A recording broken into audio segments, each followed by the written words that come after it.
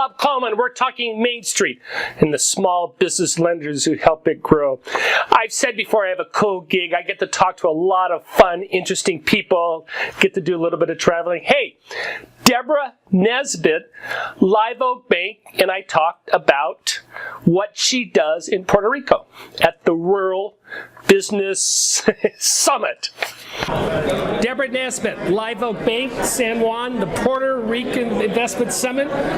What interest does Live Oak Bank from North Carolina have in Puerto Rico? We are very interested in doing some projects here. We're looking at a couple right now, waste to energy. We do a lot of solar loans, so we're very interested in learning more about what we can do here in Puerto Rico.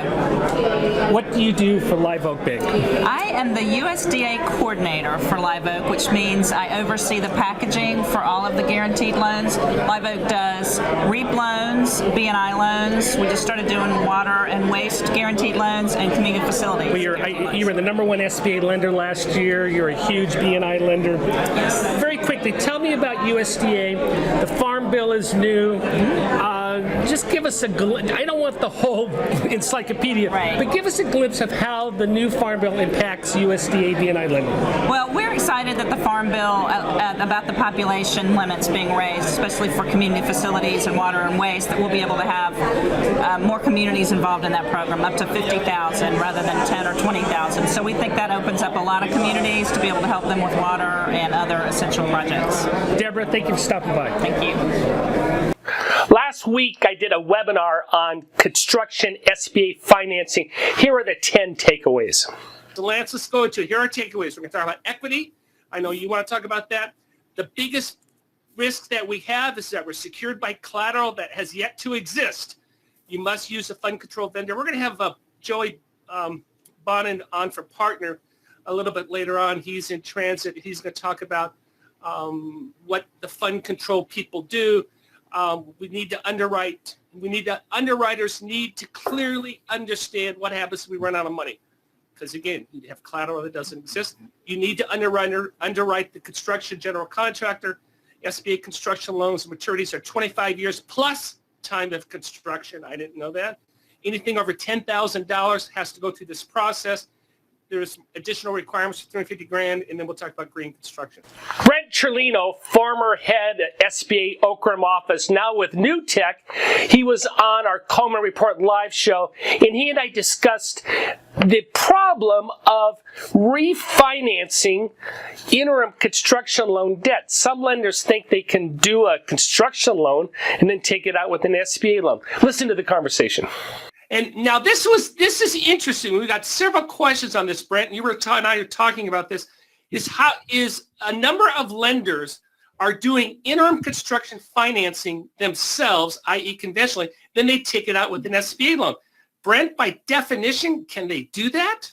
Not in the 7A for sure, because it's same institution. It's refinancing. It's not a construction loan. It's refinancing same institution debt. They gave us a reprieve during the shutdown, right, but that doesn't carry over to what I would consider a permanent program. Right. So I think that's where some lenders are getting that. So if you have, first of all, get the SBA guarantee, because that's the riskiest part of the transaction is building it. Once it's done, almost flip it. If you want to go conventional after that, that's fine.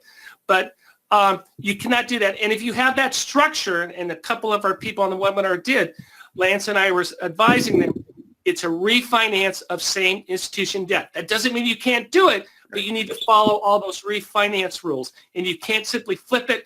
If you flip it to a 7A loan on a PLP basis, you're not going to have a guarantee. Correct, Brent? Yes.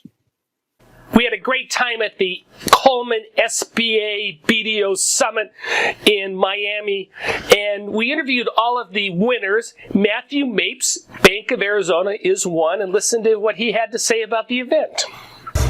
Mathew Mapes, 2019 Coleman SBA BDO winner. Congratulations. Thank you very much, Bob. Greatly appreciate it. How long have you been in the business?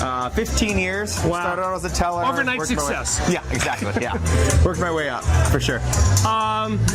Tell me what you do. What is your current position? So current position is Senior Vice President, Director of SBA Market Development for Sunflower Bank.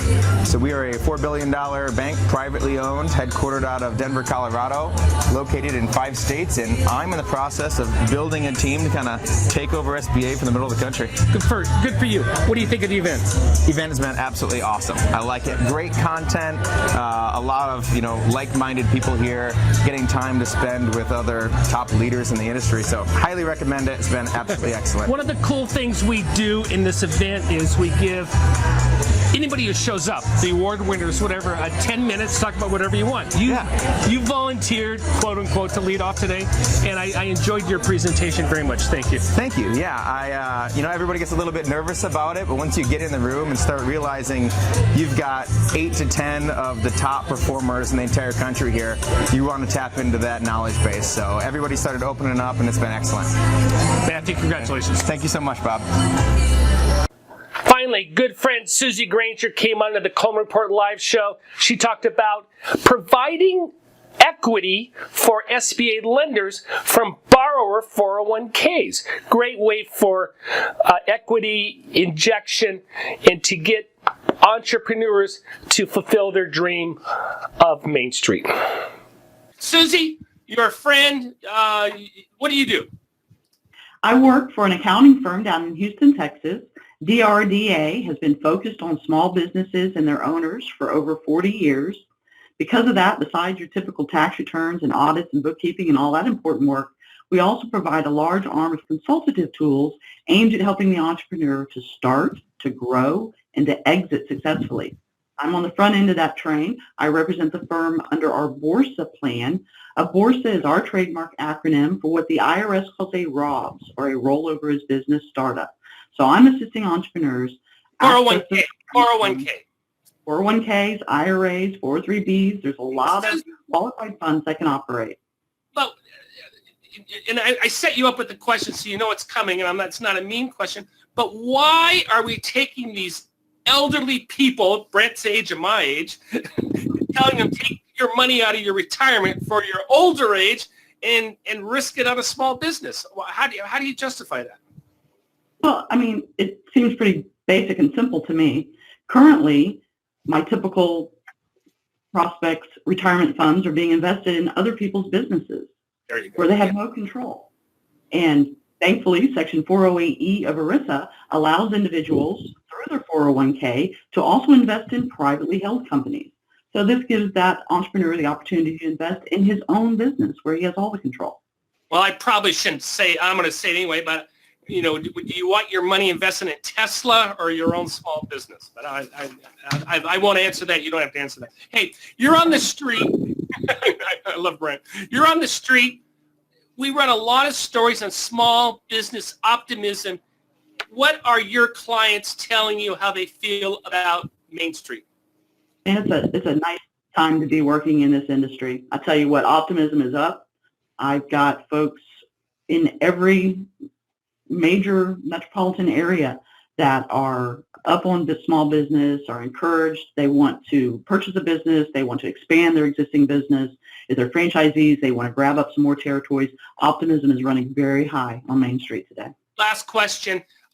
Give us a sense of a typical structure, dollar amount, what the cost is, and how. Give me logistics. I'm a big logistics guy. Okay, great. So under a BORSA structure, the client is going to access typically between $100,000 and $200,000. That's what I commonly see. Most of my clients are going to be utilizing this process to come up with their equity injection in a 7A or 504 loan. Now, I'm going to interrupt you there. I assume 100 to 200,000. Therefore, they're not wiping out the entire 401k, correct? That's right. And that's the client I'm most comfortable with. Maybe he's got 400,000 and he only needs 200 for this deal. I think that's a prudent approach. Okay, great. Go ahead.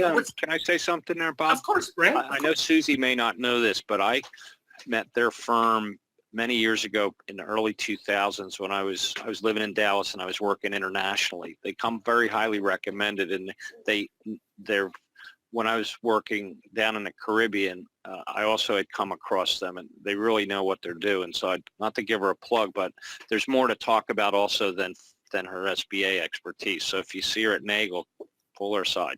And I assume you'll be there next week? Yes, I will. And Susy, you'll be there as well? Yeah. Absolutely. Last thing, cost. What's this going to cost the entrepreneur? So the structure itself costs right at $5,000. It's going to take us 30 days to complete the assignment. In that 30 days, we're going to form a C Corp. The operating entity must be a C Corp. It has to do with the types of shareholders the C Corp accepts. We're going to establish the 401k profit sharing plan. I'm going to guide the client through opening the appropriate accounts at the bank, through the roll, and the subsequent investment into the C Corp. Now, the main key in working with a structure like this is in the ongoing compliance. Our firm, as a CPA firm, has got incentive ourselves because of our licensure to make sure we're educating the client appropriately, reminding them, I won't say nagging, but we're CPAs, we get that to that point. But that ultimate cost of compliance is going to break out to be just under $1,700 a year.